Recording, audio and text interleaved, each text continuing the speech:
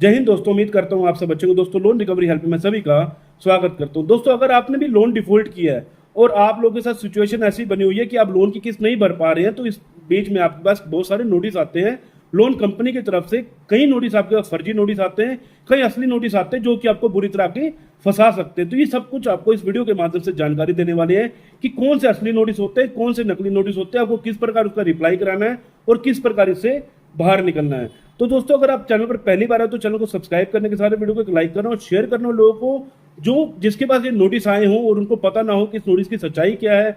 और दोस्तों कमेंट में जरूर बताना कि आपके पास किसी कंपनी का नोटिस आया है या नहीं आया। बाकी आपको स्क्रीन के ऊपर नंबर दिख रहा है, कॉल बुकिंग का नंबर रहता है। आप हमारी लीगल टीम के माध्यम से आप संपर्क कर सकते हैं, जिसके माध्यम से आपका जो भी नोटिस होगा अगर उसका रिप्लाई करवाना तो रिप्लाई करवा सकते हैं, नहीं तो हम आपको समझा देते हैं कि आपको रिप्लाई किस प्रकार करवाना है। तो दोस्तों देखो, सबसे पहले मैं आपको बताता हूँ लोन कंपनी का जो क्राइटेरिया रहता है। पहले ही आपको 2 महीने तक 3 महीने तक आपको लगातार कॉल के माध्यम से ही जानकारी देते हैं या फिर आपको हताश परेशान करके रखते हैं। लेकिन लीगल नोटिस का सिलसिला 2 महीने के बाद ही शुरू होता है, जिसमें 2 महीने के बाद जो सिलसिला शुरू होता है मैं आपको बता देता हूँ कि कौन कौन से नोटिस है जिसका रिप्लाई करवाना जरूरी होता है। तो जो सबसे पहला जो नोटिस होता है वो होता है रिकॉल नोटिस। रिकॉल नोटिस का मतलब होता है याद दिलवाना। आपको कंपनी याद दिलवा रही है कि आपने इस कंपनी की किस्त नहीं भरी है, आप इसको किस्त भर दो ताकि हम आपको जो है आपका सिविल को ठीक कर दे, क्योंकि सिविल तक आपकी रिपोर्ट जाती है, क्योंकि ये कंपनी आपके सिविल को बुरी तरह से खराब कर देती है। तो ये चीज आपको समझनी होगी। अगर आपके पास किसी भी एडवोकेट के माध्यम से, वकील के माध्यम से अगर कोई नोटिस आ रहा है तो सबसे पहले किसी एक्सपर्ट से पूछ लीजिए, नहीं तो आप कभी भी ये मत सोचिए कि आप खुद एक्सपर्ट हैं। देखो गलतियां कई बार हो जाती हैं, गलती कभी मत करना, क्योंकि नोटिस में बहुत बारीकी शब्द ऐसे लिखे होते हैं जो कि आपको बाद में प्रॉब्लम क्रिएट कर सकते हैं। सबसे पहला जो आता है रिकॉल नोटिस। रिकॉल नोटिस में आपको बता दिए याद दिलवाने के लिए आपको नोटिस भेजा जाता है। उसके बाद कंपनी आपको भेजती है डिमांड नोटिस। डिमांड नोटिस का मतलब क्या है? कंपनी आपसे डिमांड कर रही है जी आपने जितना पैसा लिया है वो पूरा का पूरा पैसा वापस करो, नहीं तो हम आपके ऊपर लीगल का प्रोसेस शुरू कर देंगे। अगर आप इस डिमांड नोटिस का रिप्लाई कराते हो तो कई बार 50% तक आप देखेंगे आपके जो नोटिस है आपके जवाब देने की वजह से वो लीगल का प्रोसेस रुक जाता है। ठीक है, अब आपके पास डिमांड नोटिस के बाद कंपनी आपको भेजती है, जैसे कोई भी कंपनी अगर आपने आर्बिट्रेशन जैसे कंपनी कर देती है, सेक्शन 25 का नोटिस भेज देती है, चेक दे रखा तो 138 का नोटिस भेज देती है, अगर आपने कोई भी छेड़छाड़ कर रखी 316 318 बीएनएस का नोटिस भेज देती है, और लास्ट में आपको कोर्ट से सम्मन भी आ जाते हैं। तो ये जो नोटिस है आपको थोड़ा सा ध्यान से बारीकी से समझना होगा। अब इनसे निपटना कैसे है। अब आपके पास आर्बिट्रेशन का नोटिस आया है किसी भी कंपनी से, आपका कोई क्रेडिट कार्ड है या कोई लोन कंपनी ने उसने आपको नोटिस भेजा है जो कि आपके पास आर्बिट्रेशन का नोटिस है। आर्बिट्रेशन की प्रक्रिया जब शुरू करती है कंपनी आपको एक प्री आर्बिट्रेशन का नोटिस भेजती है। कई बार आपका प्री आर्बिट्रेशन के नोटिस के ऑब्जेक्शन के बाद ही आपकी आर्बिट्रेशन रुक जाती है, लेकिन कई कंपनी आर्बिट्रेशन को आगे बढ़ाती हैं। सेक्शन 25 का 62 का आपको इस प्रकार के नोटिस देखने को मिलते हैं। अगर आप इसमें ऑब्जेक्शन लगाते चले जाएंगे तो कंपनी कई बार आपके अवार्ड को कैंसिल कर देती है, अवार्ड पास नहीं करती है। लेकिन कई बार कंपनी आपके अवार्ड को सेक्शन 17 का अवार्ड पास कर देती है, जिसमें आपके अकाउंट के ऊपर लीन लगाया जा सकता है।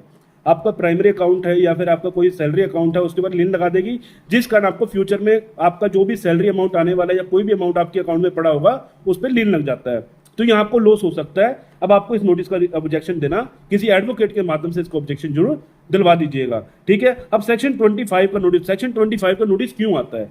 सेक्शन 25 का नोटिस इसलिए आता है क्योंकि जब आपने किसी भी कंपनी से पैसा लिया था तो उन्होंने डिजिटल रूप में आपको एक ईसीएस लगाकर दी थी, जिसको इलेक्ट्रॉनिक बोला जाता है कि हाँ भैया आपने ऑटोमेटिक आपने पेमेंट को अप्रूव कर रखी कि आप हमारे अकाउंट से पैसा काट सकते हैं। ठीक है, अब ये लगी हुई है तो देखो दोस्तों, अगर आपकी वो बाउंस होगी, अगर वो बाउंस होती है तो उसमें सेक्शन 25 का नोटिस जारी किया जाता है। हकीकत में अगर आप सेक्शन 25 के नोटिस को इग्नोर करते हो तो 2 साल की जेल और 100% पेनल्टी का प्रावधान दिया जाता है।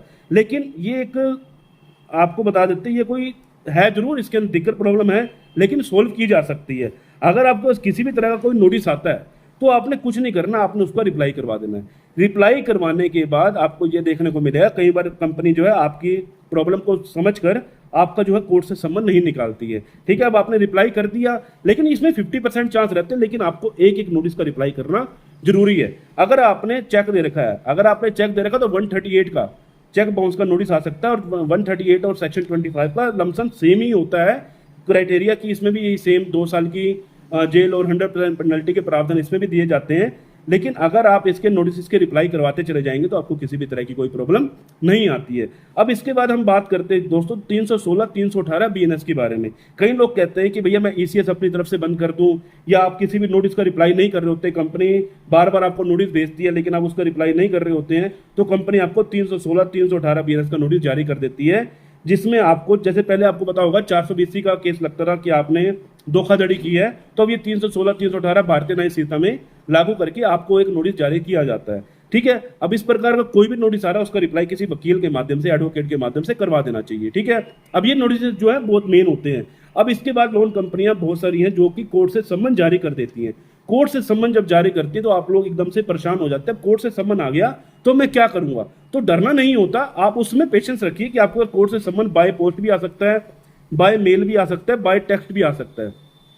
ठीक है, और जो भी नोटिस आता है आपके पास, जितने भी नोटिस आपके पास आते हैं, चाहे वो रिकॉल नोटिस है, डिमांड नोटिस है, आर्बिट्रेशन का नोटिस है, सेक्शन 25 का नोटिस है, 138 का नोटिस है, 316 318 का नोटिस है, जितने भी नोटिस आते हैं ये सारे के सारे आपके पास by post, by mail, by text, by WhatsApp, ये जो लोन कंपनी है आपको भिजवा सकती है। अब आपने इनको चूकना नहीं है, अगर आप इनको चूक जाएंगे तो आपको दिक्कत आ सकती है आगे फ्यूचर में, तो आपने इन नोटिस का रिप्लाई कराना है। अगर आपके पास कोर्ट से सम्मन आ गया तो डरना नहीं है बिल्कुल भी, किसी वकील के माध्यम से पूछना है इस नोटिस का क्या करना है, किसी एक्सपर्ट से पूछिए कि ये नोटिस आया है, क्योंकि ये कंपनियां, आप दिल्ली में रहते हैं, कोलकाता में, आपको अहमदाबाद गुजरात में, लुधियाना पंजाब में, या फिर आपको बेंगलोर में या मुंबई में, आपको मुंबई की तरफ से आपको नोटिस जारी किया जाता है, जहां की कंपनी होती है अधिकतर वहीं से आपको जो है केस कर देती है। अब आप लोग सोचते हैं कि भैया मैं दिल्ली में रहता हूं तो मैं कोलकाता जाऊंगा, मेरा एक तो खर्चा होगा, दिक्कत परेशानी बढ़ जाएगी, तो इस बीच में या तो आप लोन को सेटल कर सकते हैं, लोन कंपनियां आपको सेटल का प्रावधान देती हैं। कई कंपनी आपको